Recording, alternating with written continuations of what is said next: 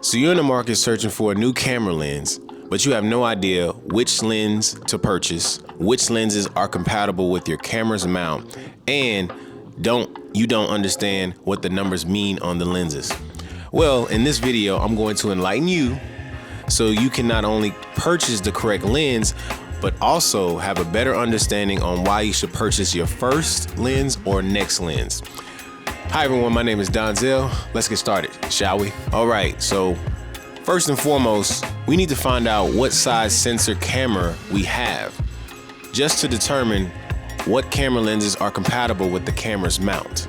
All right, there are two most common types of sensor sizes, full frame and APS-C. All right, just bear with me. If there's any more, let's not focus on them. Let's focus on the ones that we are talking about today, okay? All right, so the primary difference between a full frame and crop sensor is simply the physical size of the sensor. Full frame sensors are 35 millimeters by 24 millimeters, while crop sensors are smaller than this and can vary in dimensions. Sensors come in several different sizes, have varying characteristics, and wildly different pricing. Differently priced. That's what I meant to say. Now, here's a disclaimer. There are lens adapters for some lenses to mount to different camera brands. If you know what those are, please feel free to type it in the comments down below. All right. So for example, I'm recording with a Canon EOS 90D camera, which is an APS-C size sensor.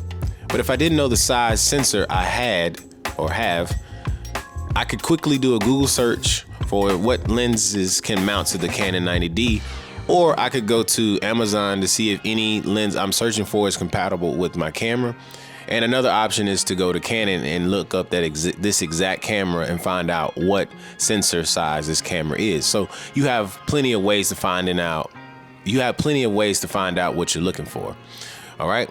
Sure enough, Google says the mount for my Canon 90D is Canon EF/EFS lenses. Side note, to my knowledge, EFS lenses cannot mount to full frame camera bodies, to my knowledge.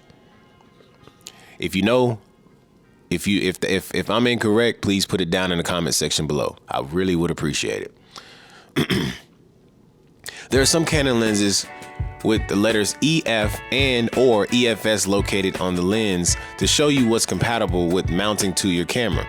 Also, once you remove the cap from the body of a Canon camera, there will either be a red circle and/or a white square that indicates which lenses can mount to the camera body. So you'll never have to guess or mix it up when mounting your lenses, okay? The lenses will also have the same red circle and/or white square mentioned earlier. I just want to let you know on the lenses as well. At least the Canon lenses have these indicators to my knowledge. If Sony, Fujifilm, or any of the other camera brands have that, please put it down in the comments below. I do not own one of those cameras, so I'm not sure what the camera body and lenses have to indicate that they're compatible, if they have a symbol. Okay, moving on to prime lenses. Prime lenses and zoom lenses. A prime lens is a fixed focal length lens that doesn't let you zoom in or out.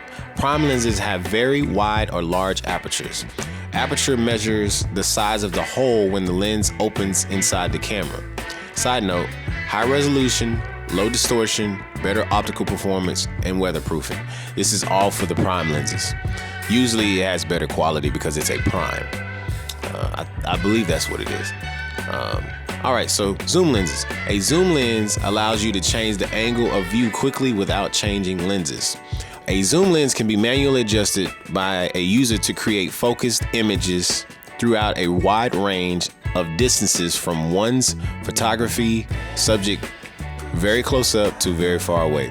That's a fancy way of saying you don't have to move closer to your subject. You can be at a distance, hence the name zoom. You zoom in to get these thorough pictures that you're trying to shoot or capture. All right, so here's a Canon EFS 18 to 135 millimeter, f3.5 to 5.6. So this lens is a variable aperture lens, or AKA a zoom lens, since it has a range from 18 millimeters to 135 millimeters. the range of this focal length in which how close or how far it can capture an image. Typically, the smaller the focal length and the wider the image becomes, and the larger the focal length, the narrower the image becomes. Speaking of aperture earlier, aperture is the opening of the lens where light passes through the sensor, okay? Aperture is measured in f-stops. The smaller the f-stop number, the faster the lens is. The larger the f-stop number, the slower the lens is, okay?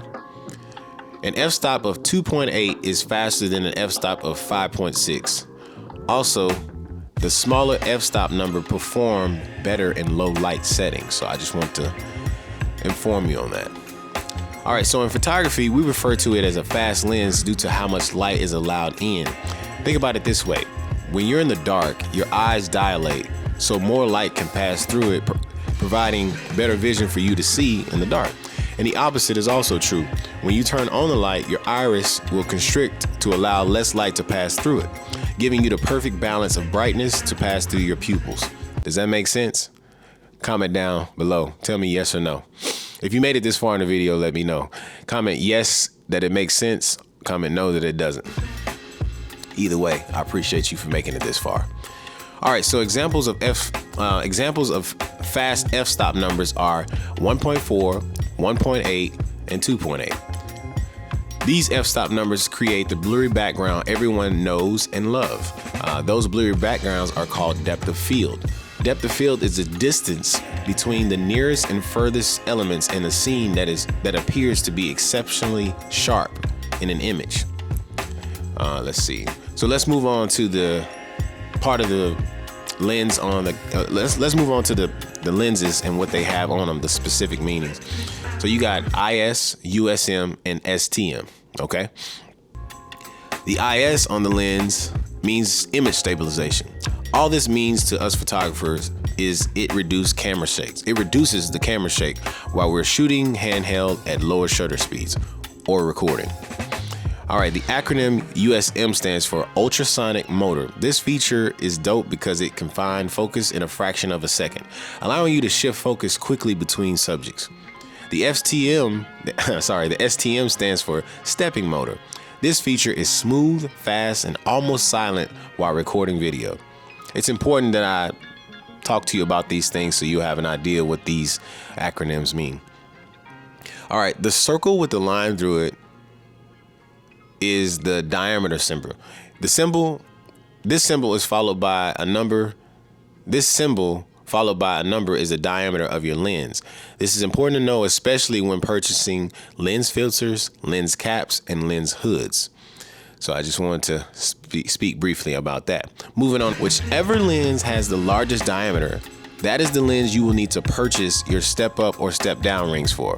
That way, because you want to move from greatest to least, not least to greatest, because you can't really work your way up if you use your smallest lens. So keep that in mind.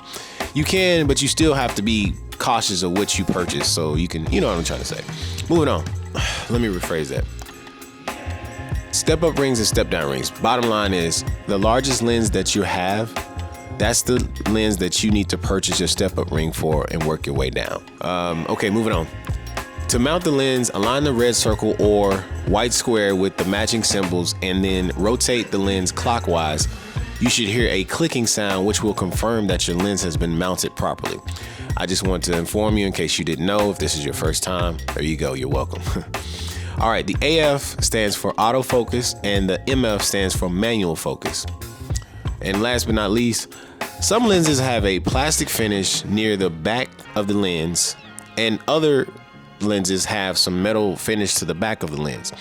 I just wanted to say something just about that because each lens is different and you could definitely tell which is premium versus which is not.